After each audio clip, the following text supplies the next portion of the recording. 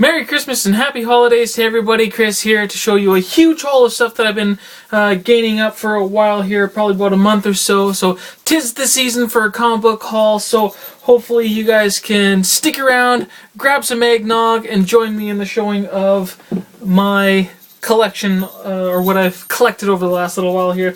So let's get right into it, because it's a huge haul, and I don't want to take up a huge amount of time, so let's just get into it. So first up, trading cards. I got these are from the early 90s here. Here is Wolverine, a trading card of the first cover, of Wolverine #1, and a trading card representing the Hulk 181. Goes well with what I collect, of course, and they're so cheap. Here we got some video games and movies kind of stuff I'm going to show you right now. Here's some manga books. That are based on the handheld video games of Legend of Zelda, Oracle of Ages, Oracle of Seasons. Now with the purchase of these two, my manga Zelda collection is complete. Next up, I have an early Christmas present from Nikki. We have the Legend of Zelda, A Link Between Worlds, and this is for the 3DS. Really good game, came in late November, and already finished it, completed it, had a lot of fun with it, and really looking forward to the upcoming games in next year for the Legend of Zelda. Next, really cheap here, God of War Origins collection. We have Chains of Olympus and Ghost of Sparta, which were ported from the handhelds from PlayStation, so I don't play any PlayStation handhelds, so I was happy to get these games ported to the PS3. A lot of fun. Love the God of War franchise. Next up here, of course, you guys know I just had to get this, right? The Wolverine movie. There was a case for it. Yeah, right here. So, box case. I like it. Love the Japanese brushwork. And it's embossed. Gives it a feel like it's actually sort of done on rice paper of sorts. But yeah, nice black case. This is the Unleashed edition. Found it for $25 online, which is, I think, a great deal for this because it comes with the Blu-ray 3D. I don't have a 3D player, but oh well. Blu-ray disc, DVD, digital copy, and also a download for a digital comic book. So it's a great pack, and only on these extended editions can you find the extended edition, of course, which has about 12 minutes of extra footage, which really helps out the movie. And some of those parts in the movie where it kind of really fell flat, or the editing kind of made it feel a little anticlimactic, those 12 minutes definitely helps out the film, and some great bonus features on here. So the movie was fairly good, I think, and if you're going to buy this set, it's worth the $25. So next up here is Man of Steel. I got the DVD combo, DVD and Blu-ray. Although this movie was a little bit better watching it the second time around. First time watching it in theaters and then watching it here on the Blu-ray. Still didn't feel it was that much worth my money, so I ended up selling a DVD copy. Get some of my money back for it. Next up, really good deal here. $25, 5 movies. That's $5 each for a disc. On the back here, you can see all the covers to them.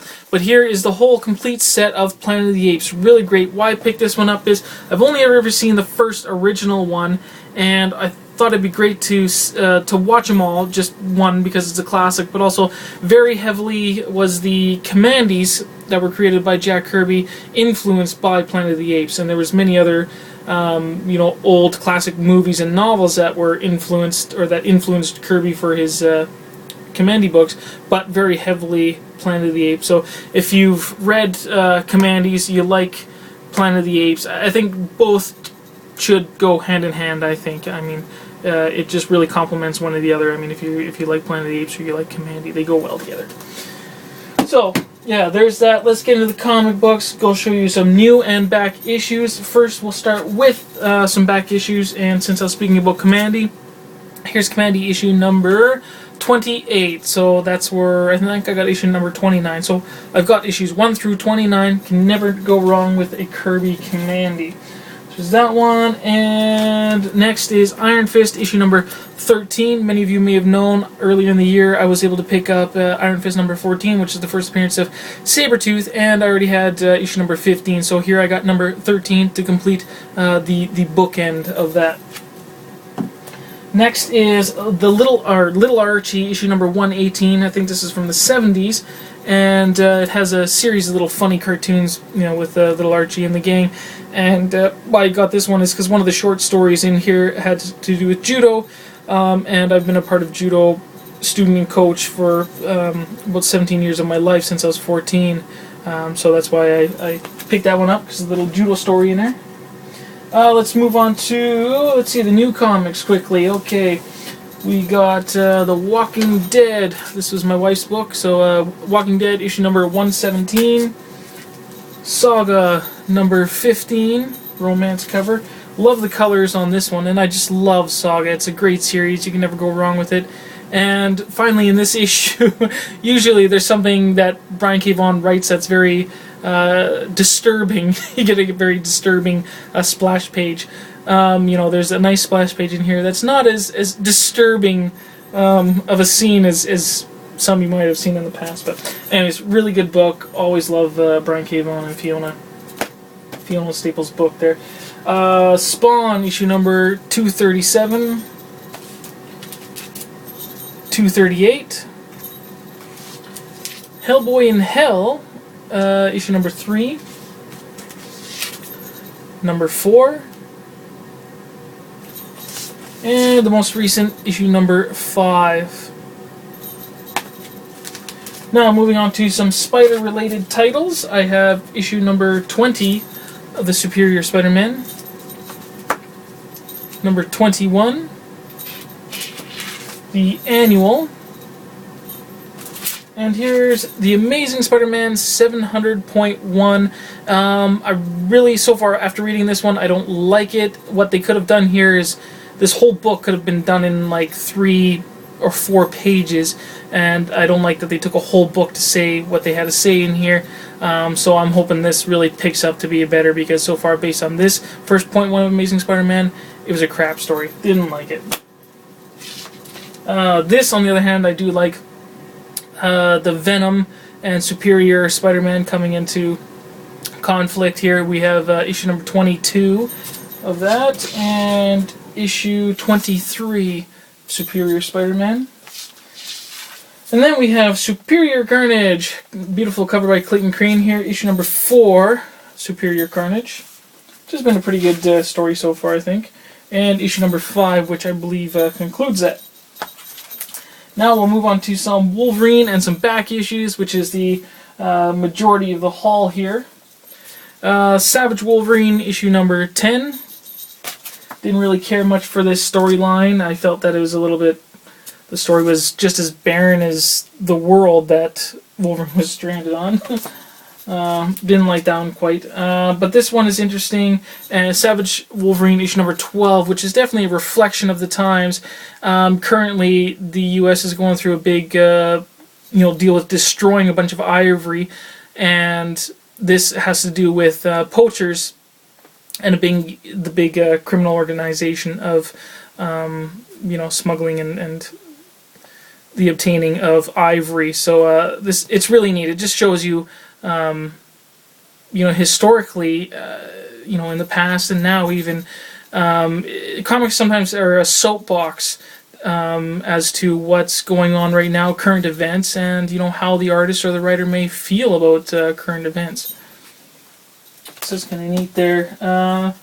Uncanny Avengers number 13, which involves the 4 Horsemen of Apocalypse, which includes Daken. The only reason why I'm reading it, after this storyline ends and there's no more Daken, I won't read it.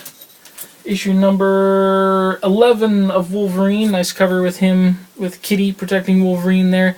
Really interesting, and I'm kind of shocked on what they've been saying is going to be coming for Wolverine in the next year, and I'm kind of, because he's my most favorite character, I'm just kind of like holding my breath and hoping they don't screw up Wolverine for me.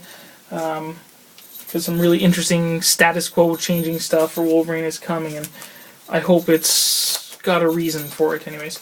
So here we have basically the return of Nightcrawler, Amazing X-Men issue number 1, where you find out basically the little blue bamps that have been hanging around the Jean Grey School are all because of him, and he's going to be coming back. It's really neat, really interesting. And here's issue number 2 of that. some much older issues here. I have Battle of the Atom, issue number 2, which is chapter 10 of that storyline and conclusion. Issue 37 of Wolverine and the X-Men, Sean Connery, and yeah, issue 37 of that. Issue number 38 of Wolverine and the X-Men. And this is the annual Wolverine and the X-Men, apparently an Infinity tie-in, but I have no, I'm not reading that, so I don't know, don't care. Okay, let's get quickly on to the back issues here. Big, huge haul, and of course, basically all Wolverine related. Number 1, Larry Hama writing this. This is Ben Grimm and Logan, before the Fantastic Four. Issue number 2. Issue number 3. Darwin Cook art. We have probably hopefully going to be a really fun and enjoyable read here. We have Wolverine and Dupe. It's number 1. Number 2. Okay, a series that was mostly dominated by Wolverine stories, so I'm trying to complete that, and about 90% done. Here's Marvel Comics Presents, issue number 22. Number 38. Number 119, I like that with Venom. Issue 120, still with Venom. Great anthology series, I think, and really cheap to pick up. 131, 136, 137. And a great little mini-series here from back in the day. Here we have Kitty Pryde and Wolverine, issue number 1.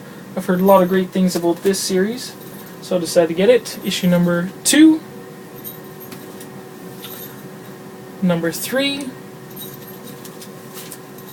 4, 5, 6.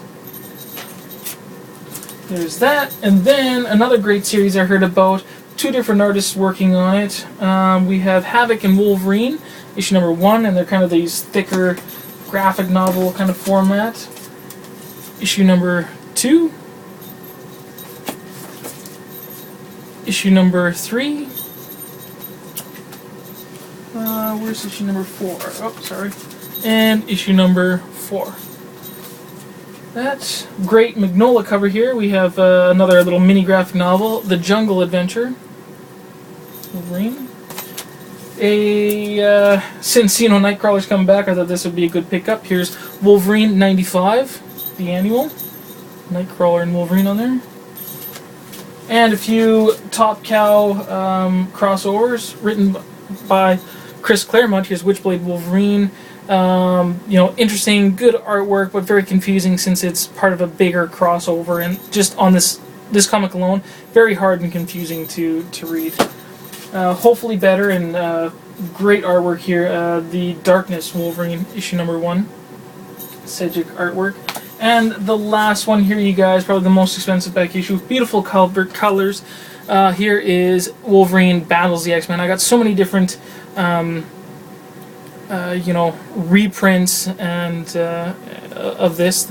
I just keep getting as many as I can, different ones. Anyways, this presents to you some works from Incredible Hulk 180, 181, and also has a story here that was originally presented in Marvel Treasure Edition number 26, a story with Hercules and Wolverine, and there's some other readings about the origin of Wolverine, an article to read in here too.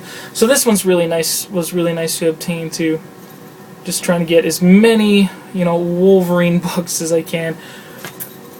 And I think that one's going to be really good just to reread it, see some new colors and things like that. So, anyways, that's about that, you guys. I hope you guys enjoyed. And just to let you know that the Space Baby, he got his 2013 comic book lottery winnings a while ago, and in a future haul that he's going to do, he's going to show that. And thank you for all your guys' participation and trusting me in getting that done. Love you guys, and hopefully I'll be seeing all you guys on a roundtable cast soon. I'm really trying to get into one. It's been a while, so yeah. Alright, that's that, you guys. I'll check you later. Merry Christmas. Bye.